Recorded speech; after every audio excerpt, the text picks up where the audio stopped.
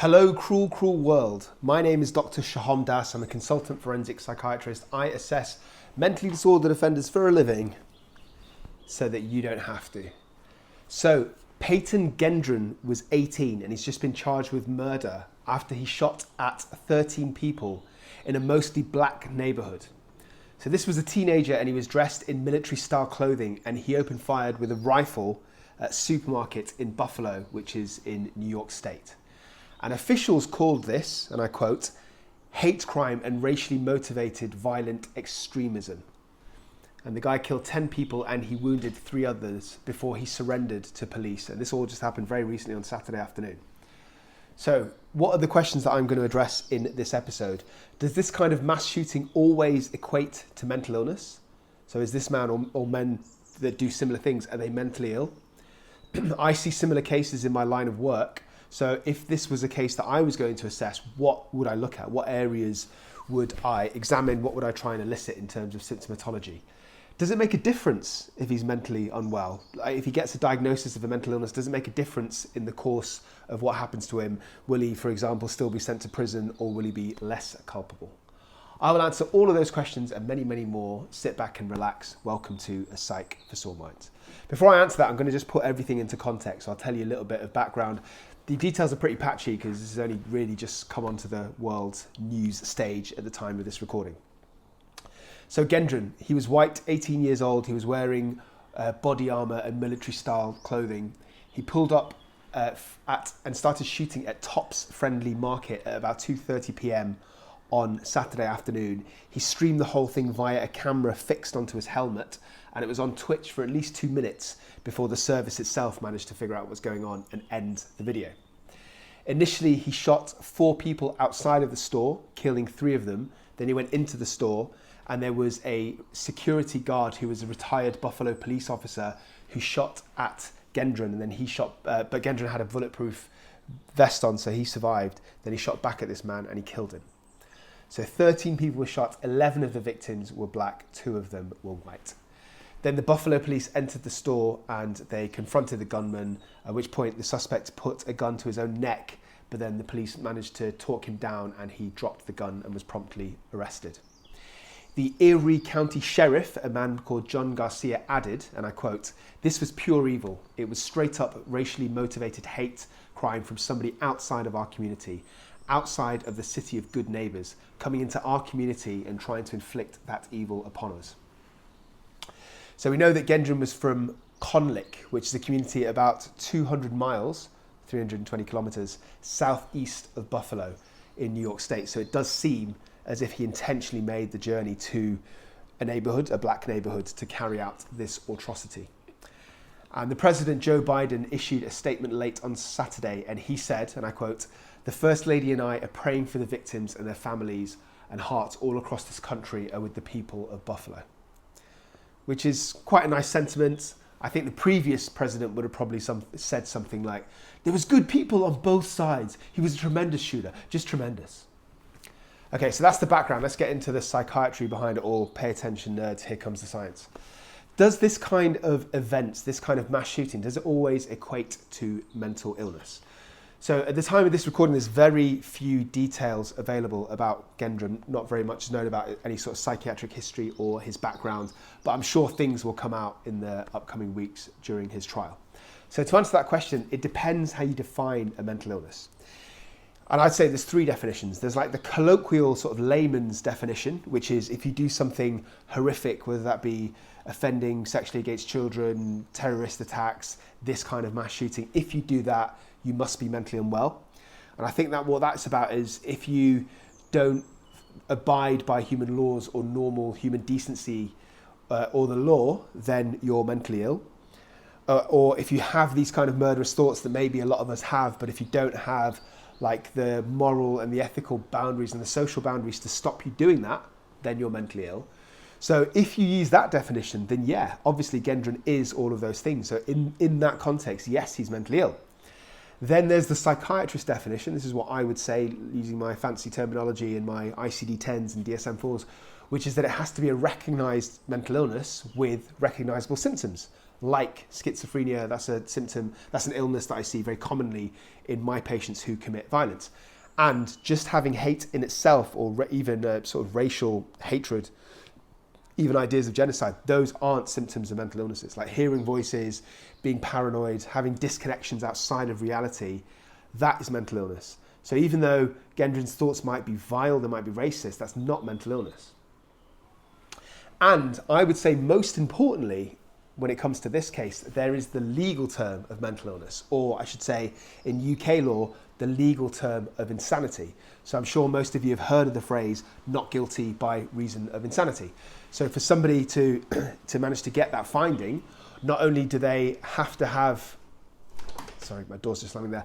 Not only do they have to have a mental illness, but they have to have recognised conditions such that the defendant didn't know what they were doing, so actually physically didn't know they were going out and shooting somebody, or didn't know that it was wrong, legally wrong, not morally wrong. So even if he had all these right-wing views and he felt morally justified, that's irrelevant. It's about whether he knew what he was doing was legally wrong. So someone like me would go and assess him and would look at his exact symptomatology and his thought processes at the time. So for me, I'd be looking at his motivations. So if it was just all racist and it was just because he wanted certain people of ethnicities, black people, to suffer, obviously that's not a mental illness. But hypothetically speaking, I'm not saying this has happened in Gendron's case, say he was sort of paranoid that he thought the world was going to end and he thought that all the black people in that particular community were connected to the devil or demons or were special assassins, and that everybody's life was in danger, including his own, and then he had to act that way. And this is very unlikely, I'm just speaking hypothetically. Then that could get him a defence of not guilty by reason of insanity. Obviously, it's not just enough of him saying that. There has to be proof, witness statements, past medical history, observations, CCTV footage, etc., etc. And that's, in a nutshell, a kind of hypothetical situation where somebody could be mentally ill and commit that kind of atrocity and get a legal defence. If you want to know more about that kind of case, I've done a video on Andrea Yates, tragic story. You might have heard of her. In 2001, she killed her own 5 children. She was a nurse. She was completely psychotic, delusional. She believed they were marked by the devil. And she did get this finding, not guilty by reason of insanity, eventually, although it was initially tried for murder. If you want to know the details of that, go check out my video. I'll put the link in the schmoment section below. So I'd be looking for that versus racist propaganda. And it's very unlikely that Gendron or any kind of mass shooter is floridly psychotic. Not impossible, but very unlikely. It is more likely that they might have a personality disorder. So if you watch my videos, I've talked about this. A personality disorder is something that's ingrained and it's flawed. It's about your kind of opinions and your ethics. It's not about having symptoms outside of reality like hearing voices, which is what psychosis is. However, what complicates this case is that Gendron is 18 and technically you can't diagnose somebody with a personality disorder until they turn 18. So he could just about reach potentially the diagnosis of a personality disorder. I don't know enough about the guy to make any proper diagnoses, but I can say that the one that I see the most frequently within mentally disordered offenders and that commit this kind of violence would be antisocial personality disorder. So that's somebody who is impulsive, aggressive, doesn't care about the rights of other people, doesn't learn from their mistakes, and tend to be career criminals, tend to be violent. Incidentally, there's another case, if you're interested in this kind of thing, first of all, that's a little bit twisted, but I've done a video on Tyler Hadley, who was a 17-year-old who killed his own parents. And there's a whole host of reasons of psychological trauma that he has suffered over his life being medicalised. I won't go into it now, but go and check out that video if you're interested. Okay, so the next question I think is, what does it matter? Why am I sitting here yabbering on about whether somebody's got a psychiatric illness or a psychiatric defence? Hypothetically speaking, if Gendron did have a psychiatric defence, and again, I think it's unlikely, but it's possible, if he did, then he would almost certainly be sent to a high secure hospital. So this obviously happens in the States. If it was in the UK, he would be sent to Broadmoor. I mentioned Broadmoor in lots of other videos. You can go and check them out, including a video about a man who escaped from Broadmoor and ended up killing somebody. He was only out for about 4 hours. John STRAFFEN was his name. Go check it out. I'll put the links in the description below. So this man would almost certainly be sent to Broadmoor if he was psychotic and if he had a finding of not guilty by reason of insanity. Now here's an interesting question. Could he be rehabilitated and discharged from Broadmoor? So if he's in prison, then with the number of people he's killed, it's almost certainly going to be a life sentence or a full life tariff, meaning he'll never leave prison. What about if he went to a high secure hospital like Broadmoor or whatever the equivalent is in the States? My answer is this: in theory, he could be discharged. So in theory, if he was not normally antisocial or violent, but he had these symptoms like hearing voices, paranoid delusions that compelled him to act that way, then in theory, they could be taken away by medication.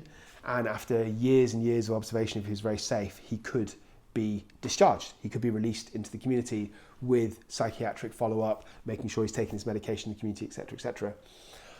You probably noticed I kept saying the term in theory, because in practice, because what he did was so horrific, I think it's very unlikely that any consultant forensic psychiatrist would release him. So if he was sent on some sort of hospital section, like a criminal section, it would be completely up to the forensic psychiatrist. They might be overseen by the Ministry of Justice in the UK if they're on a special restriction order, special section of the Mental Health Act reserved for the most dangerous. So both the psychiatrist has to say, yes, this person's ready for leave, or yes, this person's ready for discharge. And the Ministry of Justice also has to agree that they're safe for leave or discharge. But in theory, because it's such a high risk case, I don't think politically that anybody would release him. Because if he did go around and commit another atrocity, then people would lose their jobs. There'd be heads on the chopping block. It wouldn't be a good look. So I think politically, because what he did was so unpalatable, I think it's unlikely that he would ever be released. Even if he was actually safe, even if his symptomatology was contained, even if he's very low risk, even if he'd lost all of his violence impulses, I think it would be very unlikely that he could be discharged, even though technically he could be. Does that all make sense? Am I rambling? So what do you think? Do you think somebody like this could potentially be rehabilitated and released? I've got a feeling that most of you will think not. I think most of you will think that because what he did was so horrific that he just deserves to be locked up for life or worse. But I think probably a small portion of you might accept that if he can be rehabilitated, and especially if he had symptoms of mental illness which can be cured, then he deserves a shot at being released eventually, many decades in the future. What are we talking about? Are we talking about being humane, or are we talking about justice? What's the balance? What are your thoughts? Let me know, dear viewers, a Psych for Sore guys and gals. I'd love to know your thoughts. Okay, that's enough from me. I just want to say, go check out the other videos on my channel. I do a whole smorgasbord of videos related to offending with a twist of psychiatry. I look at high profile cases like this. I talk about different aspects of criminality. I interview people who've been sectioned, etc., etc. I implore you to subscribe. Not only does it help me out immeasurably, but it actually helps with that toe fungus problem that you've been having recently. Let's face it, what's going on down there? Disgusting. Nobody likes it. Final thing to say is, if you're interested in this kind of morbid topic, I've done a video on a famous YouTuber who became a mass shooter, and in that video, it's a bit longer than this, I kind of go through the motivations of different mass shooters and the different demographics and the personality traits, etc., etc. If you're interested in that, go check it out. It is dope. That's all I have to say. Buy my book, Stay Euthymic. Come see me at CrimeCon in June, and whatever happens, do not forget, I love you.